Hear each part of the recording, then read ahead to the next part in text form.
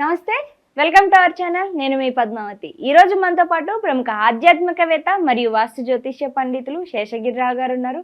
మరి ఆయనతో మాట్లాడి సింహరాశి వారికి ఉగాది నుంచి ఉగాది వరకు కూడా ఏ విధంగా ఉండబోతుంది అనేది తెలుసుకునే ప్రయత్నం చేద్దాం. మరి మీరు కూడా వీడియోని ఎక్కడా కూడా స్కిప్ చేయకుండా పూర్తిగా చూసేయండి. నమస్కారం గురువుగారు. గురువుగారు, సింహరాశి వారికి ఈ నూతన సంవత్సరం శ్రీ విశ్వావసునామ సంవత్సరం సందర్భంగా చూసుకుంటే గనక ఎలా ఉండబోతుంది? మరి ముఖ్యంగా చూసుకుంటే ఈ విద్య, వ్యాపార, అనేక వాణిజ్య రంగాలతో పాటు చేతి వృత్తుల వారు ఉంటారు. అన్నిటిలో ముఖ్యంగా సింహరాశి వారు గత కొన్నేళ్ళుగా చూసుకుంటే గనక ఈ కోర్టు కేసుల విషయాల్లో కొంచెం సతమతం అయిపోతూ ఉన్నారు. మరి వీరందరికీ కూడా ఏ విధంగా ఉండబోతుంది అంటారు? అంటే సింహరాశి వారందరికీ కూడా పాపం ఇప్పటికీ కూడా పూర్తి ఊరట లభిస్తుందని మనం భరోసా ఇవ్వలేని పరిస్థితి ఎక్కువగానే కనపడుతుంది. ఎందుకని అంటే కనుక ఏదైతే ఇప్పుడు అసలు ఉన్న ఈ గ్రహకూటం అనేది ఏదైతే వచ్చిందో వీళ్ళకి అసలు అష్టమ స్థానంలో వచ్చింది. సో ఈ రాశ్యాధిపతి కూడా అష్టమంలో కూడా పడ్డాడు. అంటే రాశికి అధిపతి సింహానికి రవి, ఆయన కూడా అష్టమంలో రావుతో ఉన్నాడు, శనితో కూడా కలిసి ఉన్నాడు. తర్వాత రెండోది వచ్చేప్పటికి ఏంటంటే వీళ్ళకి దీంతో పాటుగా ఇప్పుడు కొత్తగా మనకి ఈ కర్కాటకానికి వెళ్ళిపోయి వీళ్ళకి అర్ధాష్టమ శని వచ్చింది. సో పాపం ఈ సింహరాశి వారికి గత 2-3 ఏళ్ళుగా చెప్పాలి అంటే కనుక కొద్దిగా సినిమా కష్టాలు ఎక్కువ ఫేస్ చేస్తున్నారు. అంటే అమ్మయ్య ఇది కొద్దిగా ఊరట వచ్చింది అని ఆనందించేలోపు ఇంకో కొత్త కష్టం. సో అమ్మకు బాగుండలేదని ఒక 4 నెలలు బాధపడితే, నాన్నకు బాగుండలేదని ఒక 4 నెలలు బాధపడితే, తర్వాత పిల్లలకు బాగుండలేదనో ఇలా ఎప్పుడు ఏదో ఒక సమస్యల సుడిగుండల్లో పడి ఎదురెదుతున్న రాశుల్లో మన సింహరాశి ఒకటి. సో ఈ అదృష్టవశాత్తు ఏంటంటే వీళ్ళందరినీ కూడా అంటే ఇటు అంతకు ముందున్న కర్కాటక రాశిని కానీ ఇప్పుడున్న ఈ సింహరాశిని కానీ ఎంతో కొంత ఆదుకుంటున్న గ్రహం ఎవరు అంటే కనుక అది గురుడే.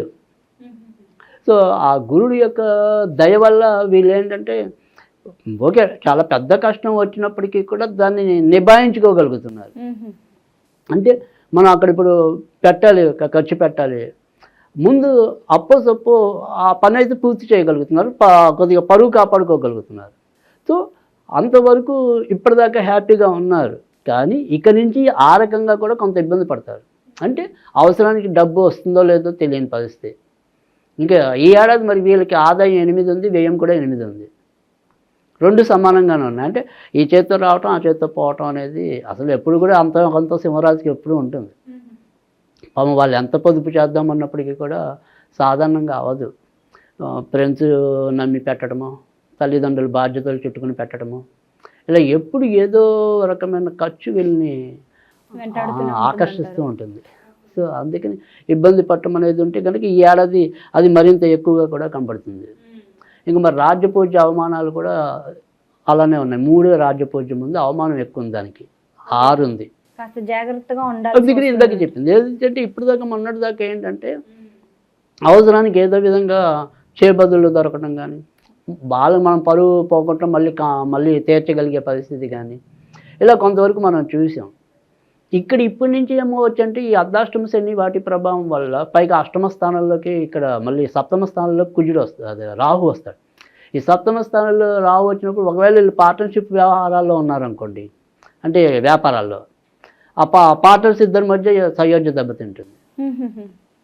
తర్వాత మరి అసలు పార్ట్నర్కి సంబంధించిన ఎవరితో ఉంటాడు శని ఇప్పుడు అష్టమానికి వెళ్ళాడు. సో అక్కడి నుంచి మనకి బయట రావాల్సిన డబ్బులు సకాలంలో రావు. సో ఇక్కడి నుంచి వీళ్ళందుకని అప్పటిదాకా ప్రతి విషయంలో మాట నిలుపుకుంటూ పరువు కాపాడుకుంటూ వచ్చిన ఈ రాశి వాళ్ళు ఇక్కడి నుంచి కొంత దాన్ని తప్పే పరిస్థితి ఉంటుంది. సో అందుకని ఇక్కడి నుంచి అందుకని కొద్దిగా అవమానాలు ఒక్కోసారి వీళ్ళకి కలిగే అవకాశాలు ఎక్కువ ఉంటాయి. ఇప్పుడు పని అయితే చేసి ఇప్పుడు నేను ఒక కాంట్రాక్ట్ వర్క్ ఒప్పుకున్నాను. సో ఆ వర్క్ నేను పలానా టైంలో టైంలో చేసిస్తానని ప్రామిస్ చేశాను అనుకోండి. కానీ ఆ వర్క్ అనేది ఇంకో ఇద్దరితో ముడిపడి ఉందనుకోండి, 2-3 నాకు సరిగ్గా హ్యాండ్ ఇచ్చారనుకోండి, నేను చెప్పిన టైంలో ఇవ్వలేను. అది అలా వీళ్ళ ప్రమేయం లేకపోయినా కూడా మాట పడవలసిన సందర్భాలు ఎదురవుతూ ఉంటాయి. అందుకని సింహరాశి వాళ్ళు ఏంటంటే కనుక ఎప్పుడైనా సరే ఇలా ఏదైనా సరే కాంట్రాక్ట్ వర్క్స్ అనుకోండి, ఏదైనా సరే మనం కస్టమర్కి సంజాయిషి ఇచ్చుకునేలాగా ఉన్నది ఏదైనా సరే వ్యాపారాల్లో ఉన్నప్పుడు, అంటే ఒక పలానా సరుకు నేను పలానా టైంకి ఇస్తానంటే ఒక 2 నెలలు ఎక్కువ వేసి చెప్పండి.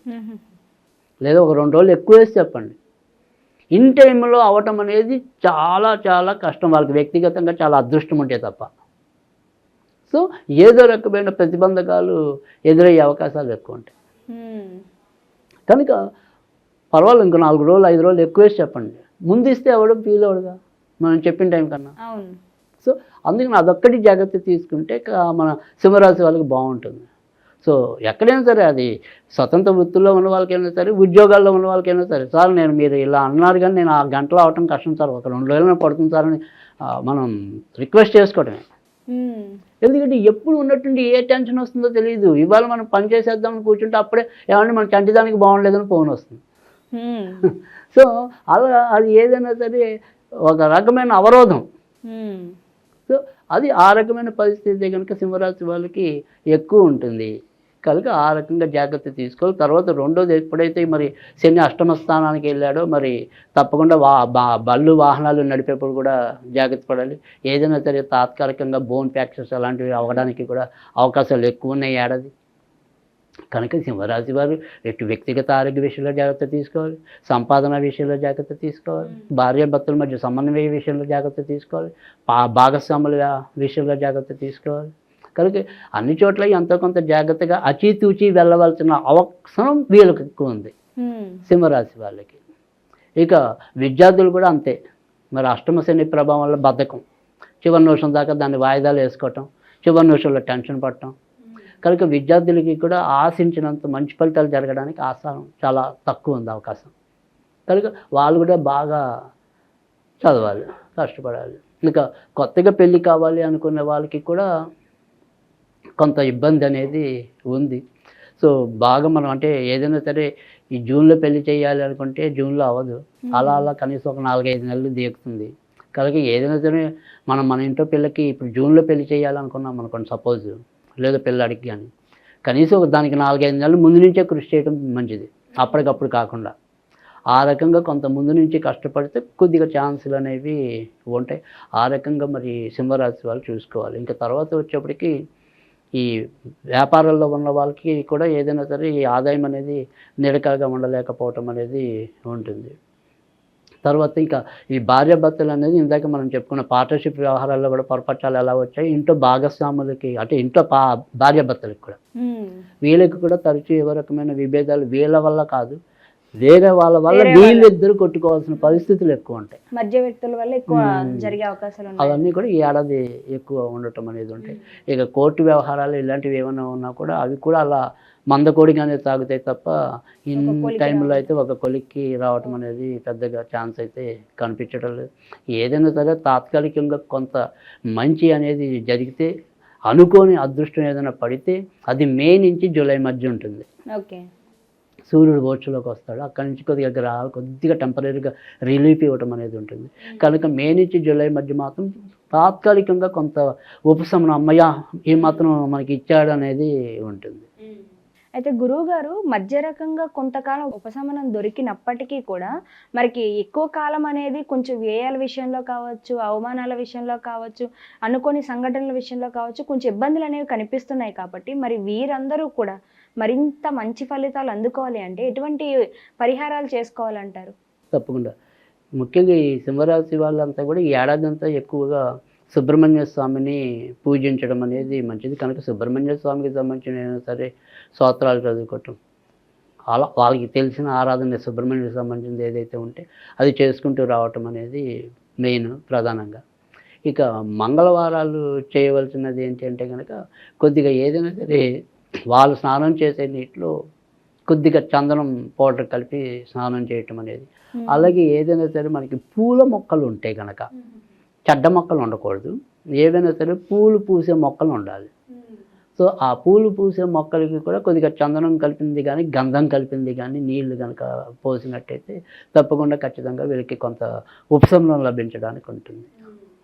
చాలా చక్కగా వివరించారు గురుగారు. అయితే సింహరాశి వారికి ఏ విధంగా ఉండబోతుందో దాంతో పాటుగా పరిహారాలు కూడా చాలా చక్కనైంది వివరించారు. ధన్యవాదాలు గురువుగారు.